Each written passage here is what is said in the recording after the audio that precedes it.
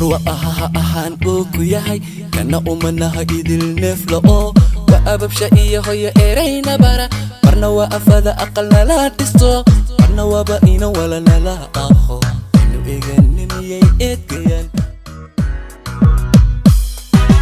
dumar waa ahaan uu ku yahay kana umanaha idil neefla oo waa ababsha iyo hooyo erayna bara marna waa afada aqalna la dhisto marna waaba ina walana la aqo inu eeganimiyay eedkayaan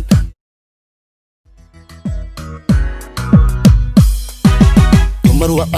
ahaan uu ku yahay kana umanaha idil neefla oo waa ababsha iyo hooyo erayna bara marna waa afada aqalna la dhisto marna waaba ina walana la aqo inu eeganimiyay eedkayaan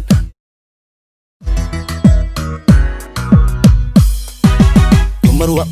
ahaan uu ku yahay kana umanaha idil neefla oo waa ababsha iyo hooyo erayna bara marna waa afada aqalna la dhisto marna waaba ina walana la aqo inu eeganimiyay eedkayaan